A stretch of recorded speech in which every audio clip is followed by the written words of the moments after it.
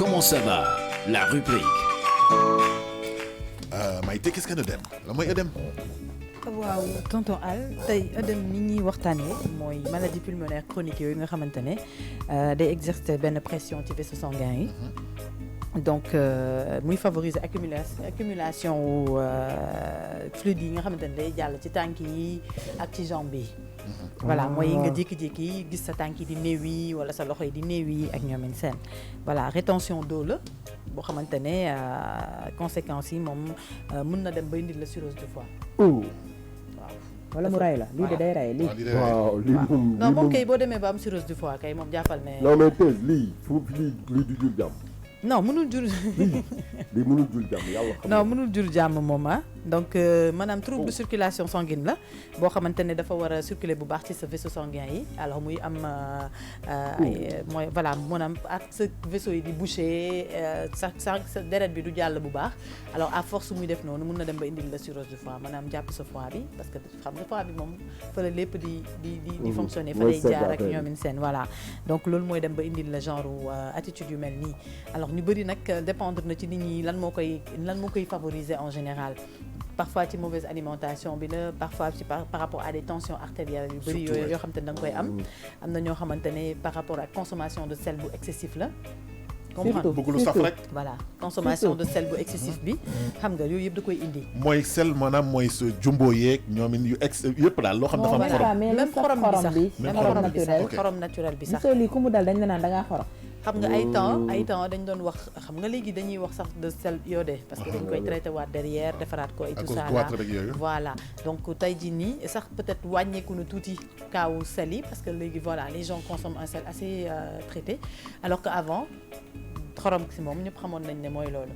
sortie de mer la woon direct boo xam te ne kenn daaw ko traité kenn daaw ko toppatoo donc du daan indi ay soucis donc lii muy feebar boo xam ne dafa métti parce que imagine toi tey nga am ay lourdeur ci sa tànk yi am ay lourdeur ci sa loxo yi mooy maanaam doo mun def benn mouvement doo mun a dox am na ñoo xam ne dafay dem ba de telle sorte que dootuñu mën a dox duñu mun sol dàll xam nga déplacement dafay compliqué après loolu mun na dem ba indil la comme voilà li ñuy wax mooy feebar yooyu nga xamante ne comme li ñuy wax rek feebar bi mën na nekk ci partie bi nga yaakaar ne partie boobu rek la fekk ne mu ngi attaqué leneen sa biir organisme après loolu day dem ba voilà indil la ay gàllankoor yoo xam ne fekk dafay compliqué voilà en général nag ñi nga xam ne dañuy am genre état yi nii dañ leen defal ay traitement déjà pour stabiliser waat seen organisme. déjà un régime sans sel à la base. voilà delloowaat maanaam circulation sanguine bi ñu fexe tout ba delloowaat ko ci normalam voilà pour mu continuer di fluide nga mën a récupérer sa état wu membre yi et tout ça là. bu fekkee ne tamit dafa dem ba yegg parfois ay massage da ngay am ay kinésie yoo xamante ne ñoom ñooy ñëw pour masser la sa tànk yi parce que ñoom dinañ xam exactement ci ban sens dañuy masser pour que vaisseau yi mën a tendre et que circulation bi mën a continuer voilà da ngay nekk ci ay thérapie nekk ci ay traitement nekk ci affaire yu métti yoo xamante ne moom lañ lay defal. et coûteux en plus. voilà coûteux da nga koy gis nag souvent ci mag ñi nga xamante ne dañu am poids ñi nga xam ne dañu bëri poids. dañu am yenn poids yu excessif yi ñooñu régulièrement am surpoids en fait. voilà ñi xam ne dañu am surpoids même si chez les femmes enceintes des fois femmes enceintes yi da ngay gis ñu ci bëri ñoo xam ne dañuy am problème boobu dañuy problème œdème da ngay jig gis seen tànk yi di néew yi ak yooyu d'habitude si seen consommation yi lay nekk. mais Tata Maïté yéen soo leen ëmbee lu nekk ngeen di lekk. waaw parce que en fait effectivement on a une alimentation très très déséquilibrée teg ci on consomme beaucoup de sel parce que sel bu tey boobu noonu ñuy am tout le temps ak suñu envie sax je pense c'est plutôt sur des trucs salés et des trucs yoo xam te ne dafa acide même ñu acide yooyu sax ñuy lekk sax c'est pas recommandé au fait alors que loolu noonu nag mooy dem ba après ak bien sûr tension bi nga xamante ne jigéenu biir yi la plupart du temps ñëpp xam nañu dañuy amee tension bu fort mooy waral sax ci seen début grossesse yi médecins yi ils font tout pour stabiliser seen tension bi parce que sinon mën na dem sax ba indi leen ay complications jour accouchement bi mooy indi nga dégg diw accouché na ba pare dégg ne après def na benn non def na benn kii de tension boo xam te ne da koy rey finalement xam nga voilà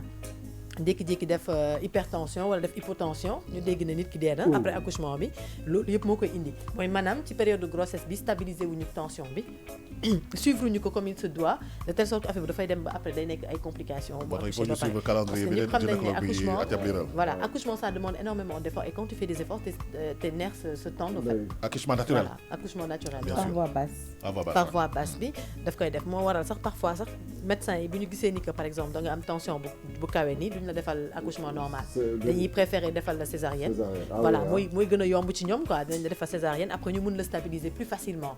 mais quand c'est un accouchement normal moom xam nga y a plein de risques yoo xam ne mën na ci am donc comme ni ñu ko waxee léegi rek ne nit ñi éviter yenn type d'alimentation yi ni ñuy wax chaque jour ñu répété ko fi façon ngi lekk bi ñuy lekk mooy waral des fois lu ne duñu dal attitude yu ñu war a am comportement yu ñu war a am yooyu yëpp c'est des choses yoo xamante ne ñun ñoo war a xoolaat suñu dundin daal jéem a éviter yenn yi quand on parle de ne pas manger beaucoup de sel looloo ko waral xam nga tey ni ñuy waxee bu lekk sucre bu bëri noonu la ñuy waxee bu lekk xorom bu bëri am na ñoo xam ne parce que dañ leen ne bu lekk sucre rek dañu yaakaar ne lépp dañ ko war a def ci xorom bi ce n'est pas ça waxuñu loolu ñaar yëpp dafa war a équilibré ñaar yëpp dafa war a am norme boo xam te ne fa la war a yem bu ci excédé moromam rek bu ci ëpp moromam rek dafay réagir tey quand tu consommes trop de sucre effectivement tu vas te retrouver avec peut-être un diabète ou une autre maladie boo xam te ne da nga koy am bu fekkee ne tu consommes beaucoup de sel aussi c'est pareil donc na lépp équilibré certes comme tu as dit tout à l'heure les bouillons là qu'on mange aussi nga xamante ne ils sont remplis de sel parce que bouillon yi quoi qu'on dise c'est fait à base de sel aussi hein. Ah oui, voilà ça. Ils sont remplis de sel ñu da ngay gis ñu togg boo xamante ne day saf sàpp du poisson et du poisson aussi voilà. je pense waaw kii poisson di consommer loo xamante ne dafa excessif en sel xam nga di def ay efforts yoo xamante ne sa par exemple sa xol bi attanu ko wala sa kii bi attanu ko yooyu yëpp c'est des soucis yoo xamante ne habituellement dañ koy am ci suñu santé les vaisseaux sanguins yi moom comme ni mu ko waxee rek quand ça a un souci bu bloqué wuwee wala mu am quelconque infection bu ci nekk rek tous les soucis du monde da nga koy am parce que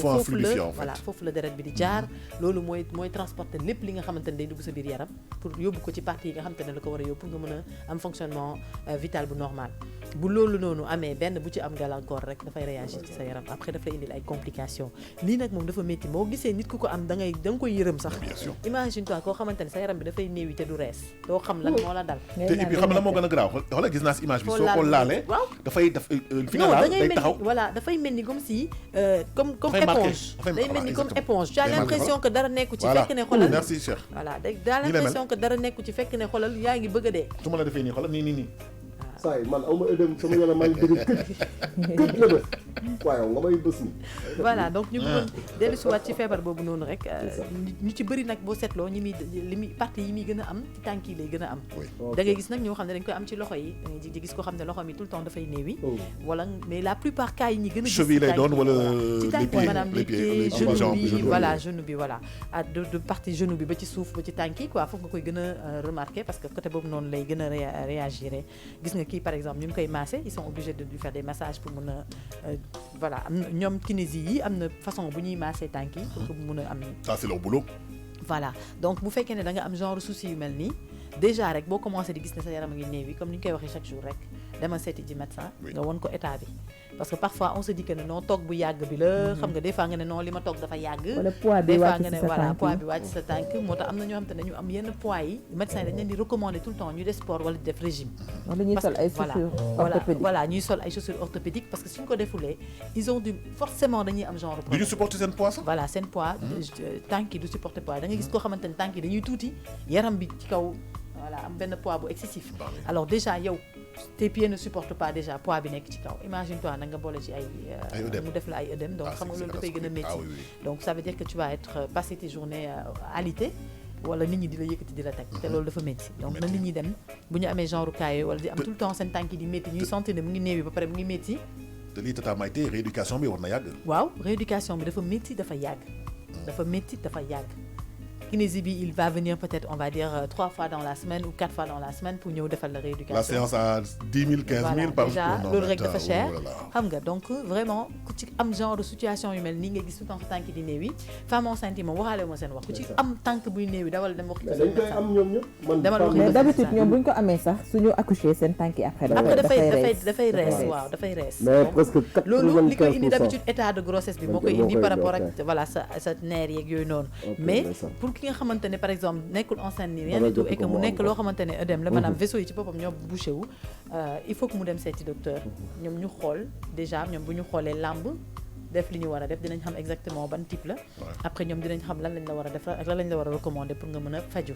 donc de ce fait dina permettre nga mën a féex mën a reprendre à ce train de vie normal mais boo continuer di ko bàyyi noonu wala ngay continuer tout le temps naan garaawul dina rees tey wala dina rees suba wala nga jël n'importe quelle pommade di ko ci diw n'importe quelle frotté di ko ci diw te xamuloo exactement affaire bi fan la nekk ça peut amener des complications absolument Merci Tata Maïté, je pense qu'on a fait le tour. Hein? Ouais. Voilà, merci beaucoup Tata Maïté. Nous parlions des œdèmes, madame,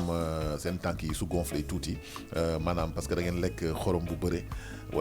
voilà épices yu bëre yoo xam ni répercussion bi. loolu waaw day def liquide boo xamante ne day nekk rétention d'eau boobu noonu voilà nga xamante ne dafa war a génn ci sa pores yi dafa war a génn complètement ci sa yaram. ndox boobu da koy retenir et ndox boobu noonu mooy dem nag ba indil la souci yooyu noonu. et de telle sorte que tant que dindiwuñu ko.